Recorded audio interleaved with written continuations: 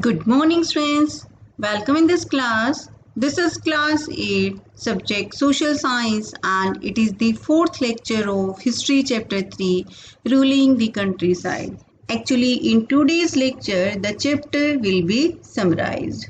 So, students, in today's lecture, the topics which are to be recalled are like these. First, 3 revenue policies, and in which we will have a discussion about 3 policy: permanent settlement, Mehalwari system, Rayatwari system.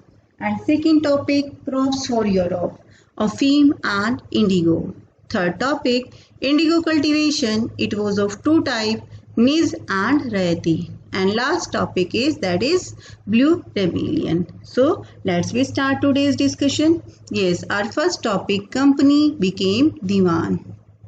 Yes, friends, as we have studied in our previous chapter, chapter 2, Trade to Territory, that Battle of Buxar was fought between Mir Qasim and East India Company.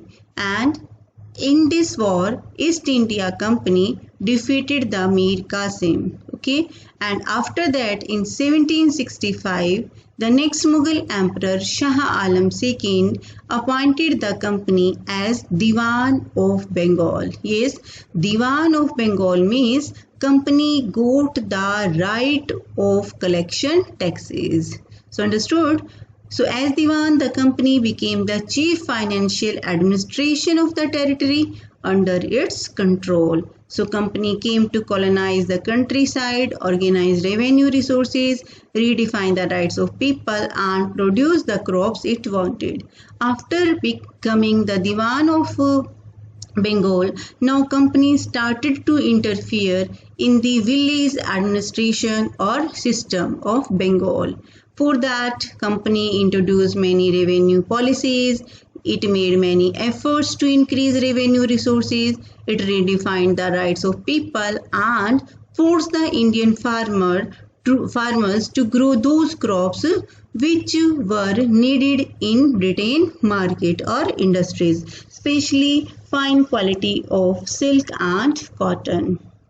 Yes, friends, revenue for company. The company got the Diwani rights, made efforts to increase the revenue as much as it could and buy fine cotton and silk cloth as cheaply as possible. Yes, beta, after getting the Diwani right, now company started to make efforts, okay, in which they could increase the revenue sources, and they started to buy the Indian goods at very low price and sold their prepared products in Indian market at very high price, and in this way the company was getting a lot of profit. So understood? Means to get a great source of income, company decided to increase the land revenue. Okay, so before 18th century, company purchased goods in India by importing gold and silver from Britain. Hence, as we know, before the 18th century, company purchased Indian goods, especially cotton, silk, spices, with the exchange of gold and silver. And this gold and silver came from Britain. Means in this way, the East India Company completely dependent on Britain government. But after getting this right, now they had a source of income in India, and this source of income, this amount, they could be used to purchase Indian goods. So understood? Means now resources or that revenue collection of Bengal could financial the purchase of goods for export. Bengal economy was facing a deep crisis. Peasants and craftsmen were not getting the proper amount of their products. Actually, beta, all these revenue policies were beneficial just for the companies and zamindars. Okay, but these policies were very oppressive for the farmers and the craftsmen. Actually, they were forced by the British government to sell their products at very low price. Okay, and they were also forced to grow the crops, especially cash crops, in their fields, which were demanded and which were needed in Britain. Okay, so in this way, when they were unable to pay the high taxes which were imposed on them, okay, when they were unable to pay the very high taxes, they started to leave the villages, okay, and shifted to any other place like in cities where they could get work in factories or industries.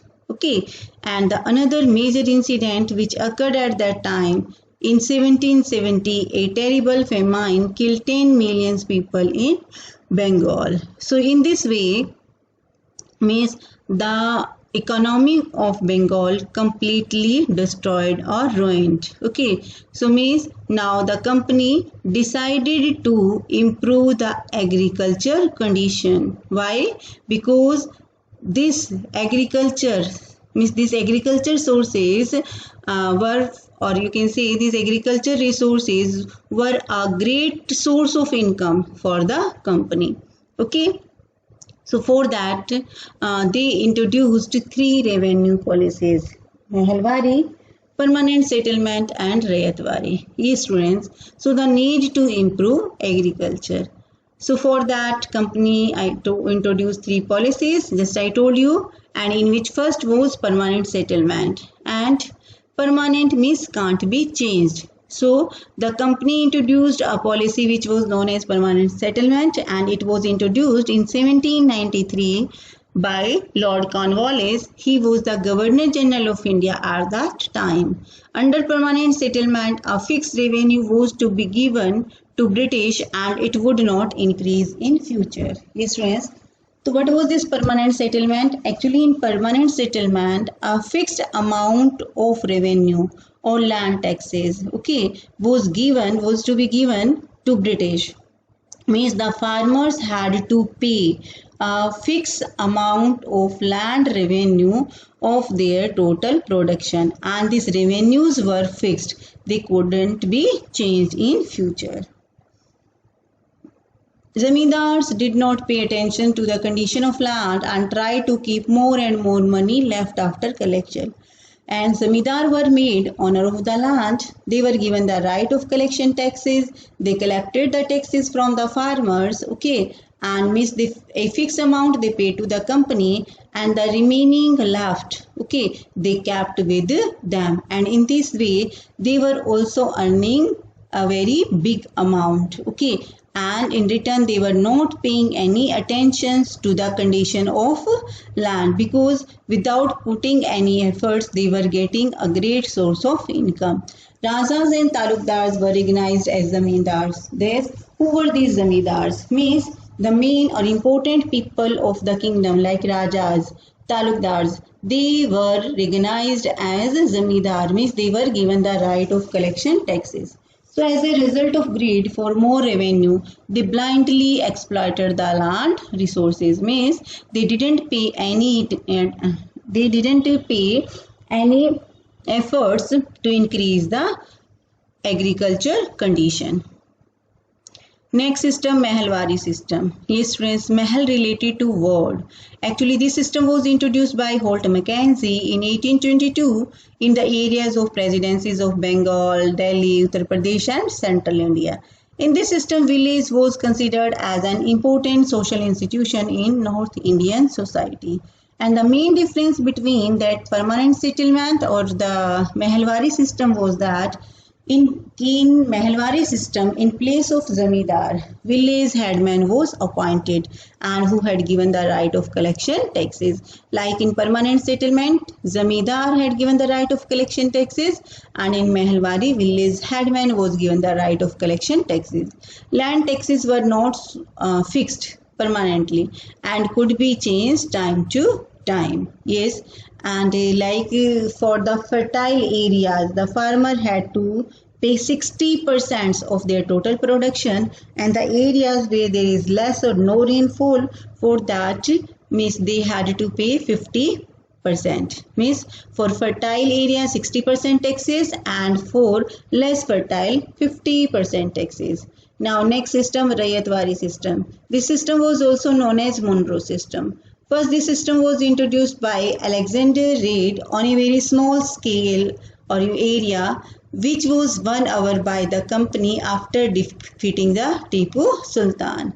And later on, the system was introduced by Thomas Munro all over South India. So that's why it is also known as Munro system. Under this system, Rayas or the farmer directly paid the taxes to the company.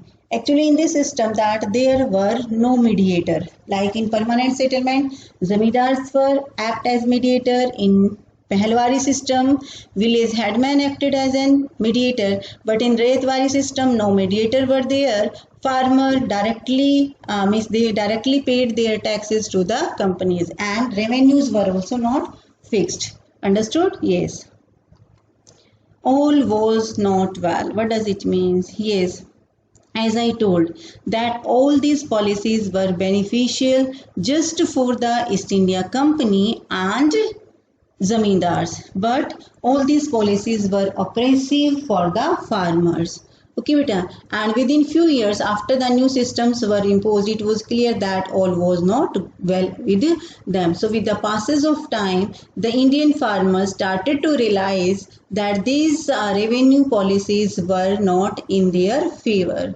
Okay, so as they desire to increase the income from land, revenue officials fix the revenue rate very high. Okay, and now also the company, that means increasing the land taxes day by day, and peasants were unable to pay. Riots filed the country, and villages became deserted in many regions. So very high taxes were imposed on Indian farmers, and when these farmers were unable to pay these taxes, they started to leave the villages and settled down in cities, near cities, where they could get job in industries and factories.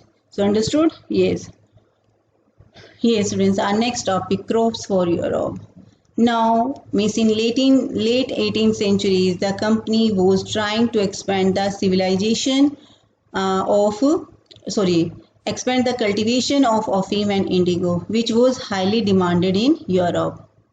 Okay, and means now they started to force the Indian farmers to grow those crops which were demanded in Britain market, especially spices, cotton and silk. Okay, opium and indigo. The Britishers was cultivated to produce cash crop like jute, tea, sugarcane, okay, and food crop wheat, okay, rice in various parts of India. Okay, now we will have a discussion on indigo cultivation. Yes, friends, indigo cultivation, as we have studied that in 18th centuries, the Europe became industrialized, and there a number of textile industries were set up. Okay, so due to this industrializations, that the production of clothes, okay, increased at a lot in Europe market, and to dye this large amount of stock of clothes, so the Europe needed more indigo powder. Yes, what was this indigo powder? In our previous lecture, I have told that it was a blue color plant, or you can say flower, which were used to dry a powder, okay, and used for dyeing clothes. So at that time, India was the biggest supplier of indigo in the world in 19th century. Yes, friends, why the demand of Indian indigo? Now the question arises, why the indigo, which was grown in India, why was this indigo in great demand? Yes, actually other European countries, okay, another plant was grown that was of wood, and that plant, means wood, was also used to make blue color powder, okay, means like indigo. But actually, beta, what was there? The powder which was made by using wood, it was not of good quality. It was dull or pale, means yellowish and or not shiny. So in this, and the Indian indigo was of great quality and give great blue, rich blue color. So that's why the Indian indigo was in great demand. Okay. Now Britain turns to India. The company in India looked for ways to expand the area under the indigo cultivation to meet the rising demand for indigo in Europe. Okay. And as the indigo trade grew, commercial agents and officials of the company began investing in indigo productions. Okay, to fulfill the increased demand of indigo, now the company the company started to make efforts to expand the areas under the indigo cultivations. And for that, many commercial agents and officials, they also came in India and settled down, and began investing in indigo productions. Many company officials left their job also, and Scotsmen and Englishmen came to India and became planters, attracted by the prospect of high profit, because the indigo cultivations was a great profit resource. So to earn this profit, many that European people or many Scotsmen or Englishmen came in India, and settled here and became planters, means involved in indigo cultivation. Indigo cultivation was of two types, niche cultivation and raiti cultivation. Here students, niche means apna. So actually in this method, the planters purchased or rented the land from the Indian farmers to produce indigo. And for that they hired the bullocks, laborers, from the Indian farmers. So but in this cultivation, the planters faced a lot of problems. First, planters found it difficult to expand the areas for indigo cultivation, as the farmers were not ready to give their land to them for cultivation. And the cultivation needed fertile big land, and it was difficult to get big areas as they were already highly populated, and for this they had to evict population, which led to conflicts.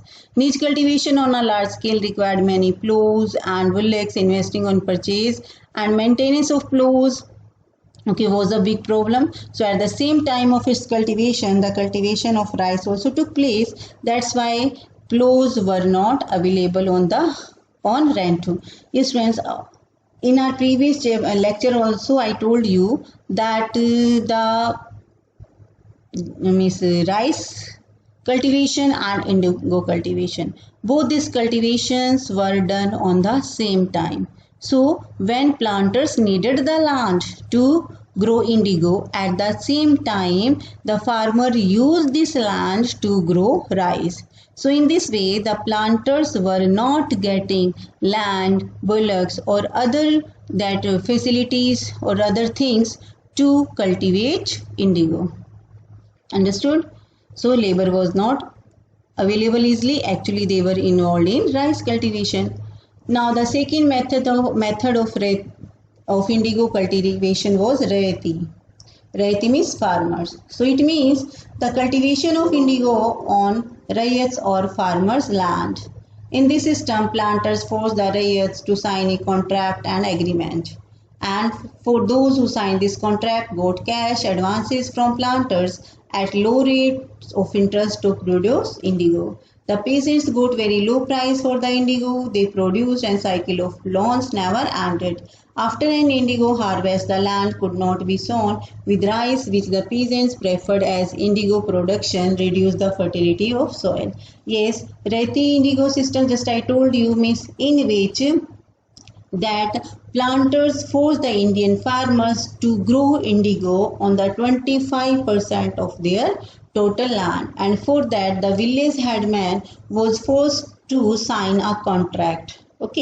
And in this method the peasants were provided seeds, drill, and seeds and drills and loan also, means cash in advance. So in this way the farmer took these loans, and for that they had to pay very high interest also, and they paid this that taxes or this loan with interest after harvesting the crops, and in next season they again took this loan in advance. So in this way the cycle of loans never ended. Now the Blue Rebellion and after.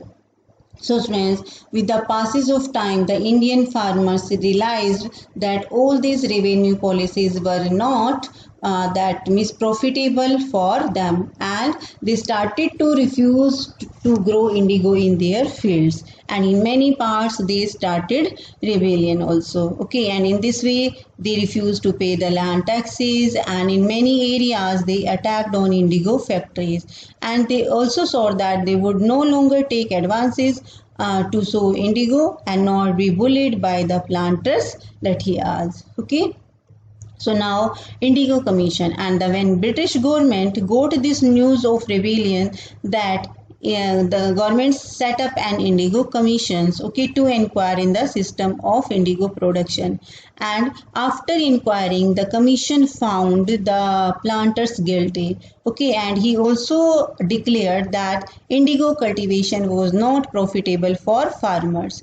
So now one agreement was passed, and under this they were means farmers were given the right to refuse to grow indigo in their field. So in this way indigo production collapsed in Bengal, and now planter had no option here means in Bengal, and they shifted their operation to another area, and now their focus point was Bihar.